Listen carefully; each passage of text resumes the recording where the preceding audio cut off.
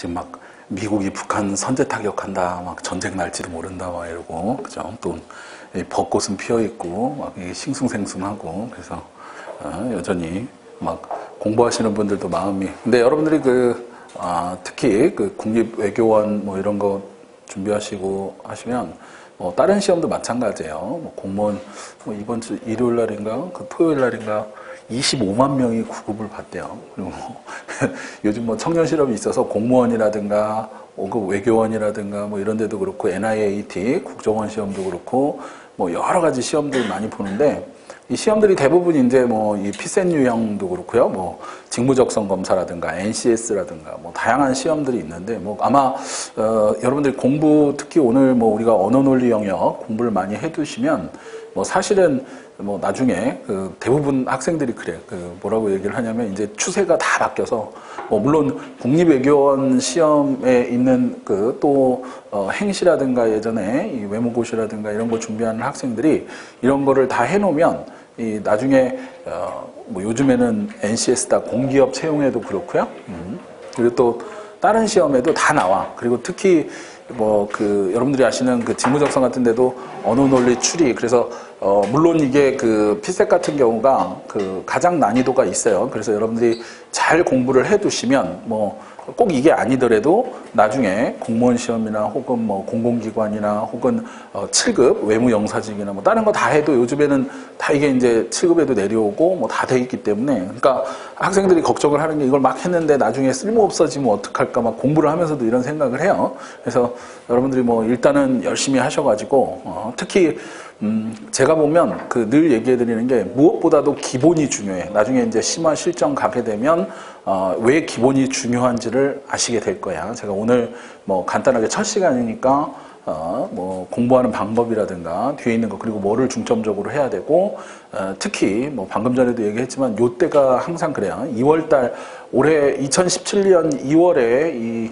피셋이 있었는데 뭐 특히 여러분들이 뭐 법률저널이나 뭐 뉴스 이런 거 한번 보신 분들은 알겠지만 이번에 언어 논리가 당락을 결정지었다 뭐 1차에 막 얘기를 할 정도로 헌법이 처음 들어갔어 올해. 그러니까 헌법을 학생들이 공부를 막 해갖고 어렵게 막 한 학생들이 되게 욕하면서 나왔어요. 왜 그러냐면 이렇게 쉽게 나올 줄 알았으면 헌법에 투자할 시간을 언어 논리를 더 할 걸 막 이러고 자료 해석도 좀 무난하게 출제가 되니까 아니 왜 이거 근데 사실은 앞으로 경향성이라는 게 있는데 좀 물론 이제 그렇다고 해서 뭐 2018년에 또 꼭 이렇게 나올 것이냐 그렇진 않아요. 그러니까 왜 그러냐면 작년 같은 경우 2016년도 같은 경우에 컷이 좀 올라갔어요. 원래 행시 같은 경우는 75점대 합격 컷이 이렇게 75점, 78점 뭐 이렇게 나왔는데 외교원 같은 경우에는 좀 낮았어요. 70점대. 근데 2016년도에는 조금 언어 논리가 약간 올라갔어 점수가.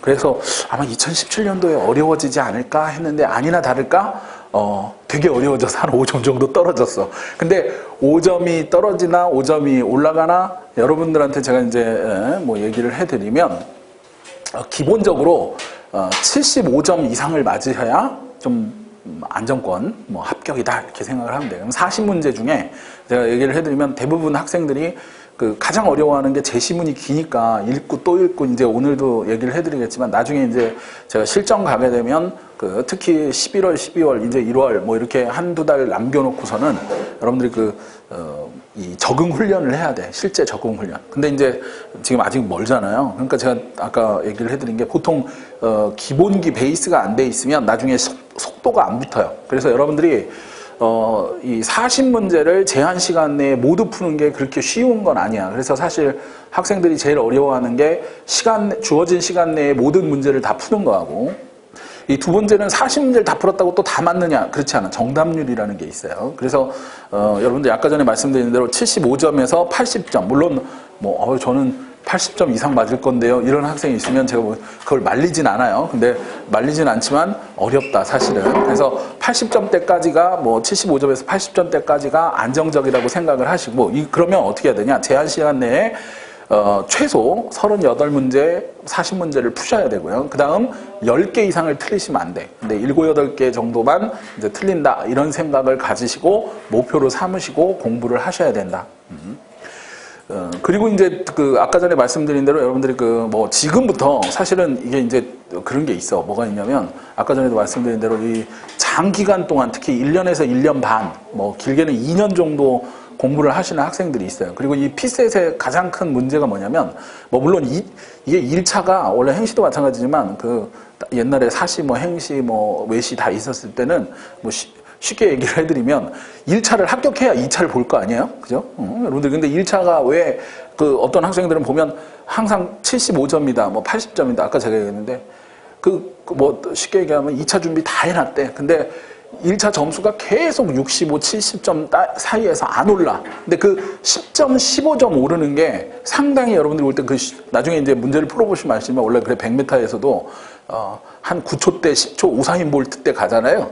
그러면 0.1초 단축하는 게 어때? 엄청 어려워. 그러니까 만약에 아까 전에 말씀드린 대로 제한 시간 내에 40문제, 뭐 90분 내에 40문제를 푸는데 90분에 40문제 못 푸나? 이렇게 생각하시는데 한번 풀어보시면 이제 이게 아까 얘기한 대로 30문제에서 35문제 푼다. 그러면 여러분들이 연습을 열심히 하셔가지고 40문제를 다 풀려고 하면 그 4, 5문제를 한 4, 5분 내를 단축시키는 것도 어렵고요. 또 아까 얘기해드린 대로 내가 자꾸 그래서 이제 오늘 제가 여러분들이 어떻게 하면 좀 내가 기본적으로 한 10점에서 15점 혹은 여러분들이 아마 보통 보시면은 뭐 한 4, 50점에서 5, 60점 나온다고 치면 한 15점, 20점 공부를 해가지고 올리는 방법 어떻게 이제 좀 공부를 주안점을 두고 해야 되는지 그리고 이제 또 가장 중요한 건 아까 전에도 얘기를 해드렸지만 1년, 1년 반, 2년 정도 공부하면요 페이스 조절이 굉장히 중요해요. 제가 가끔 그러는데 이렇게 보잖아. 근데 뭐 딴 데서도 이제 되게 재밌는 게 그런 거예요. 이 휴가철 7, 8월 혹은 추석 혹은 특히 이번에도 1월 달에 막 설날 이렇게 연휴 끼면 처음엔 제가 그런 생각을 했어요. 연휴가 있으면 푹 쉬고 돌아와서 공부를 열심히 하겠지? 이렇게 생각을 하잖아 보통. 근데 제가 강의를 오래 하다 보니까 이상한 게 처음에는 딱 연휴를 푹 쉰 다음에 애들이 안 나타나. 너무 쉰 거야. 그래갖고 뭐야? 그 다음에 이제 미안하잖아요. 그러니까는 강의에 빠져 있다가 한 6개월, 1년 뒤에 다시 마음 잡고 왔어요. 또 와.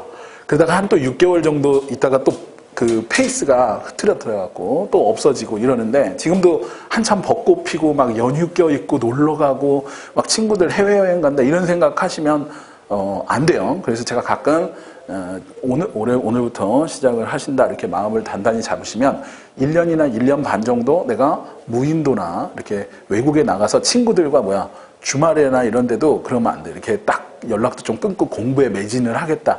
이런 마음가짐을 갖고 좀 하시면 좋아요. 그래서 제가 일단 여러분들한테 기본적으로 PS8 자, 언어놀 이게 아까 제가 올해 같은 경우에는 아까 전에도 말씀한 언어 논리가 상당히 난이도가 높게 나왔고 특히 난이도를 높게 느낀 점 중에 이제 대부분 생각하는 게 어떤 거였느냐.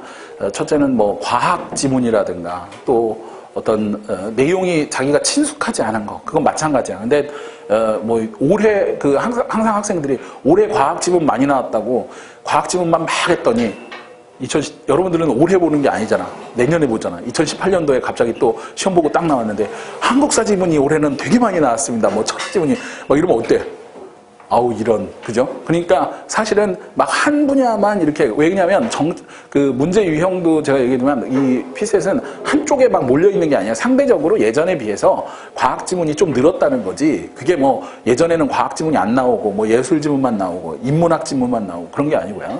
또 하나는 내용 자체가 또 이제 우리가 단순한 그런 정보 이런 것들을 맞춰보는 문제가 아니라 이제 좀 심층적으로 이해하고 좀 약간 정도 생각하고 시간이 걸리는 문제들이 좀 많이 나왔어요. 그래서 여러분들이 그런 걸 생각을 해서 이제 좀 많이 준비를 하셔야 되는데 그거는 일단은 문제 같은 걸 좀 잘 파악을 하셔야 돼요. 언어 논리가 제가 이제 보죠. 1번 해놓고 이렇게 문제가 나와. 그죠? 그 다음에 이제 이게 지문이 있죠. 그 다음에 이제 때때로는 여기에 이제 제가 이렇게 보기 이렇게 나올 때가 있고요. 그 다음에 1, 2, 3, 4, 5 이렇게. 자, 그러면 제가 이제 여러분들한테 두 가지 형태에서 이제 얘기를 해드릴 거예요. 그래서 첫 번째는 이 지문의 내용적인 면. 그다음에 이 문제의 형식적인 면. 예를 들어 형식은 이제 우리가 유형.